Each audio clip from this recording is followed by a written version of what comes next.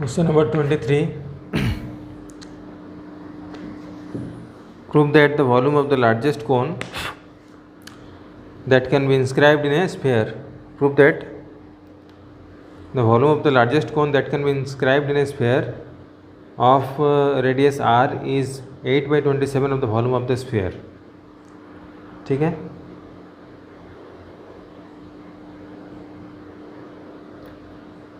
Volume of the largest cone that can be inscribed in A sphere. एक sphere बनाते हैं और उस पर एक कोन बनाते हैं.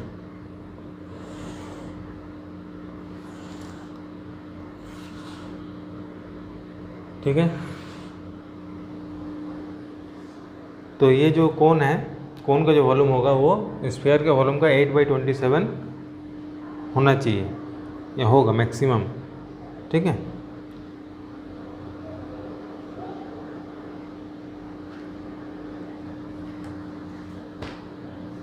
तो यहाँ पर हमने इसका नाम रख दिया ABC.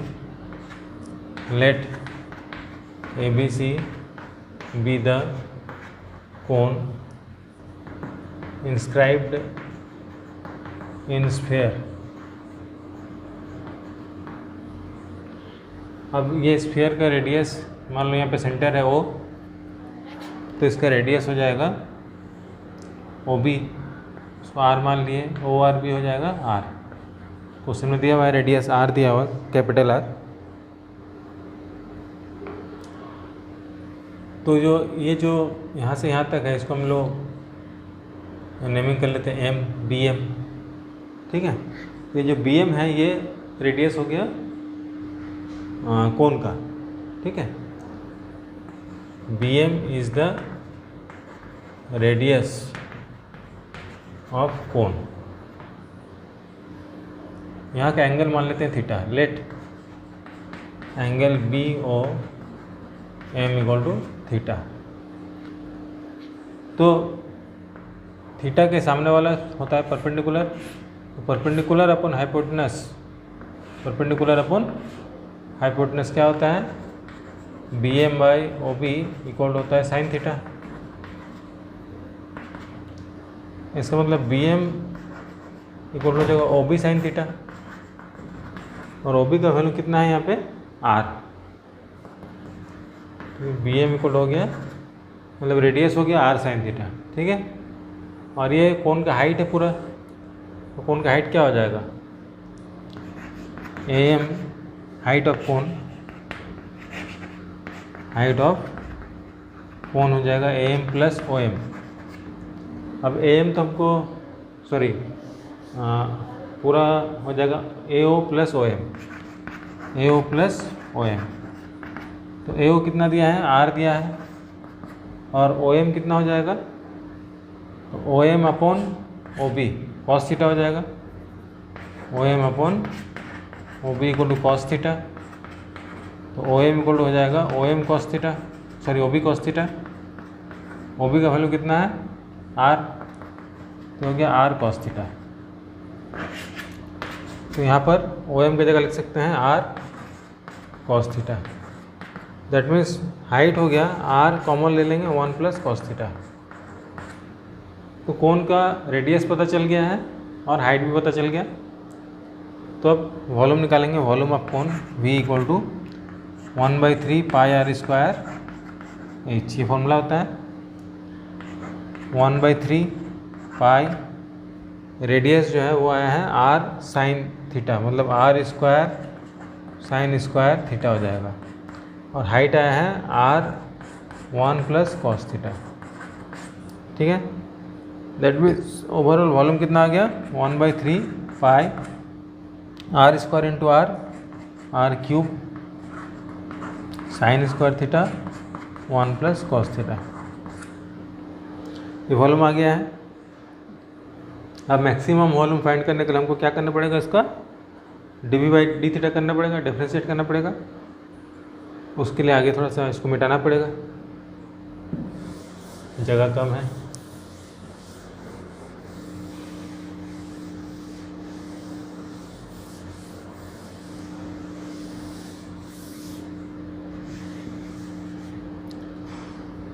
Now dv/d θ equal to, ये पूरा कांस्टेंट है, इसको बाहर रहने देंगे, हमको करना है u इंटू वी, ठीक है। 1/3 पाई आर क्यूब को हमने बाहर रख दिया। अब देखो साइन स्क्वायर को जब छोड़ देंगे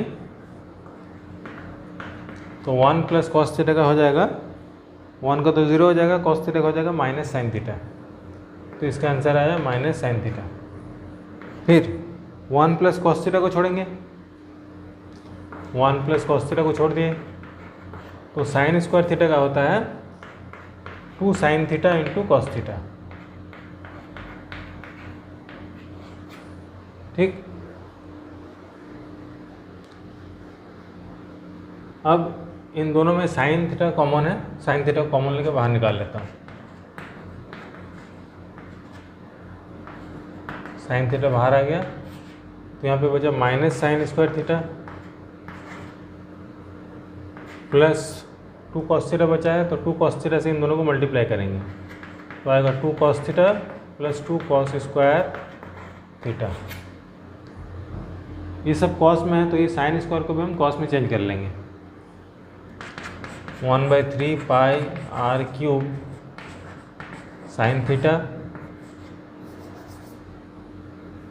माइनस साइन स्क्वायर थीटा, तो -1 माइनस का प्लस हो जाएगा cos square theta plus 2 cos theta plus 2 cos square theta. उसके बाद फिर 1/3 pi r cube sine theta, ये 2 cos square plus cos square 3 cos square theta plus 2 cos theta -1।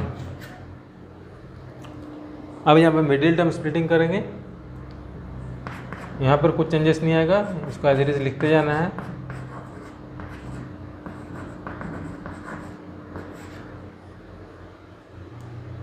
ये आ गया 3 cos square theta plus 3 cos theta minus cos theta -1।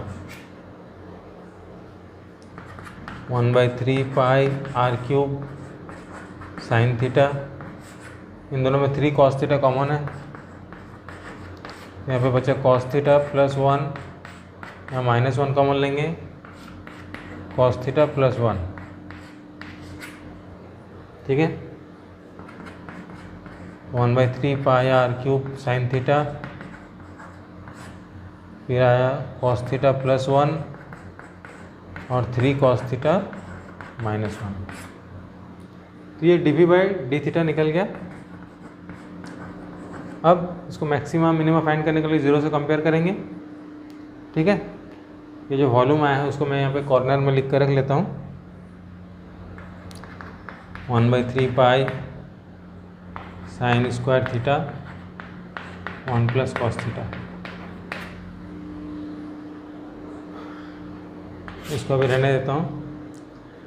dv/d θ आ चुका है, अब इसका 0 से कंपेयर करेंगे।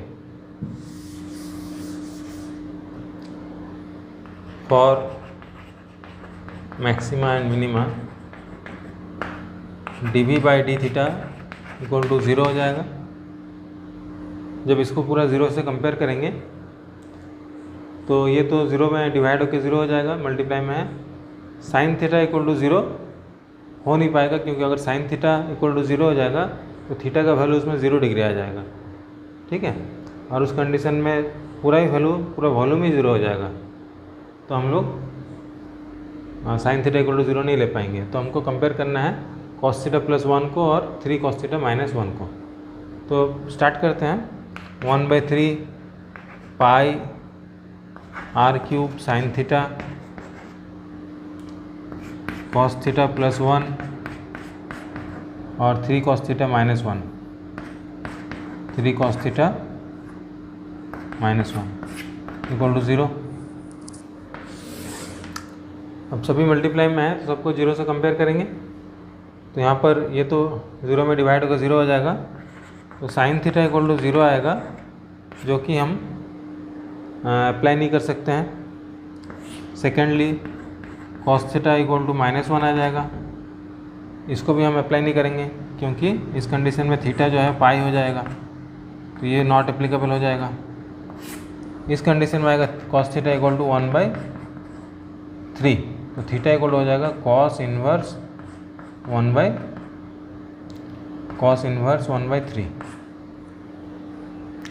तो इसको लेके हमको आगे बढ़ना है।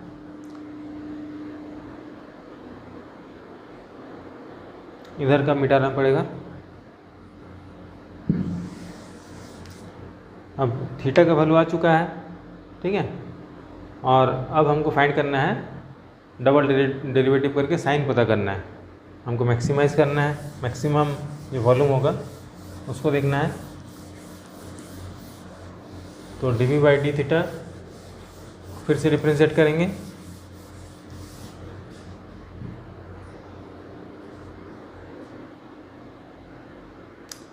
या उससे बेटर है less than greater than put करके देखते हैं।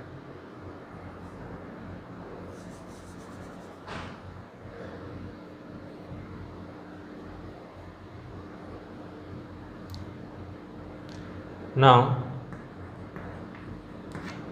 when theta is greater than cos inverse 1/3, ठीक है। एक बार लेस देन में चेक करेंगे, अगले बार ग्रेटर देन में चेक करेंगे। पहले लेस देन में चेक कर लेते हैं। तो कॉस में क्या होता है ना, जब थीटा एंगल कम होता है, जैसे कॉस 0 डिग्री का वैल्यू क्या होता है, कॉस 0 डिग्री का वैल्यू होता है 1, और कॉस 90 का वैल्यू क्या होता है 0। मतलब यहाँ पे जब एंगल बढ़ रहा है, तो वैल्यू कम हो रहा है कॉस में, लेकिन साइन में जब एंगल बढ़ता है तो वैल्यू भी बढ़ता है, ठीक है।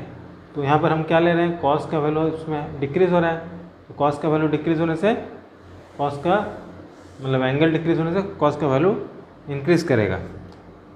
तो इस पर पुट करना है हमको dv/d थीटा में, तो 1/3 πr³ sign theta cos theta +1 और 3 cos थीटा -1।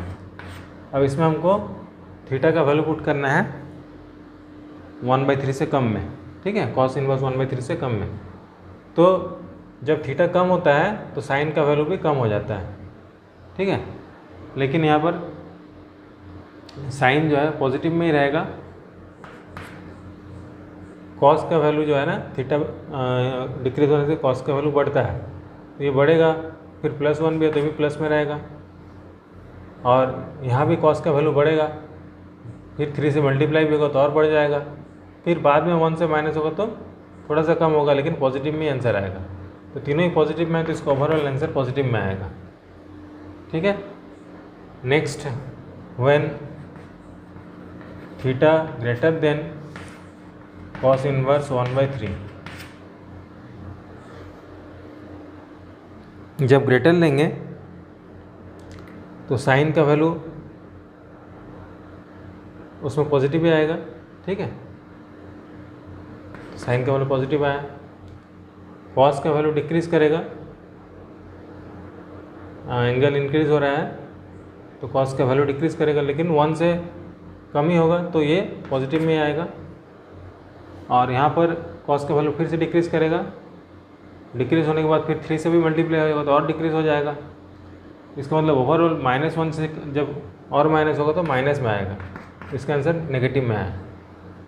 तो dv/d theta changes positive to negative, therefore volume is maximum at theta equal to cos inverse 1/3, ठीक है।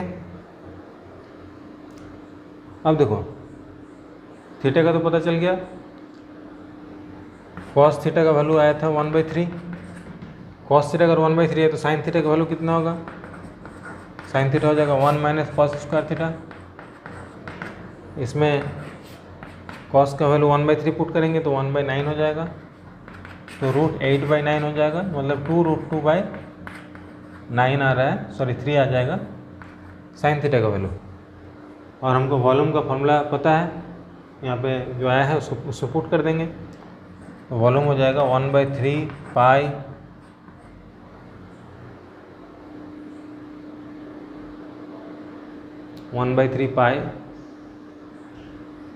आर भी था ना इसमें,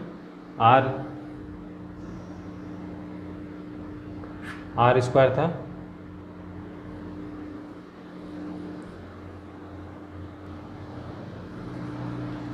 यहाँ पे आर क्यूब भी था। 1/3 pi r cube, sine theta का वैल्यू आया है 2√2, तो 2√2/3 होल स्क्वायर, और 1 प्लस कॉस थीटा का वैल्यू है 1/3। ठीक है, अब जब इसमें हम पुट करेंगे तो ये आ जा रहा है 2, 4 2 8, 8/3, 3 1 3 + 1 4/3। तो 4/3 पाई आर क्यूब जो है ना, वो फार्मूला होता है, ये 9 हो जाएगा 3 का स्क्वायर। तो 4/3 पाई आर क्यूब फार्मूला होता है वॉल्यूम ऑफ स्फीयर का। फिर 8 1 8 और 3 9 27, इन दोनों को मल्टीप्लाई कर रहे हैं, तो 8/27 इंटू 4/3 पाई आर क्यूब। यहाँ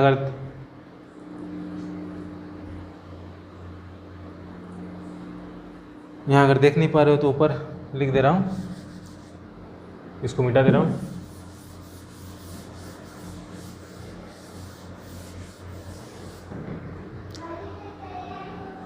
तो 8 × 1 करेंगे तो 8 9 3 = 27 मल्टीप्लाई 4 × पाई आर क्यूब, मतलब 4/3 पाई आर क्यूब। ये 4/3 पाई आर क्यूब किसका वॉल्यूम होता है? वॉल्यूम ऑफ स्फीयर का। तो 8/27 ऑफ वॉल्यूम ऑफ स्फीयर, ये किसका वॉल्यूम था? Volume of cone. Volume of कोन जो है वो मैक्सिमम कहाँ पे हो रहा है? जब थीटा cos इनवर्स 1/3 हो रहा था, और ये 8/27 ऑफ वॉल्यूम ऑफ स्फीयर से ज़्यादा नहीं हो पाएगा। ठीक है, ये मैक्सिमम है। Prove that the volume of the largest cone that can be inscribed in sphere of radius r is 8/27 of the volume of the sphere. तो 8/27 ऑफ वॉल्यूम ऑफ स्फीयर आ गया है।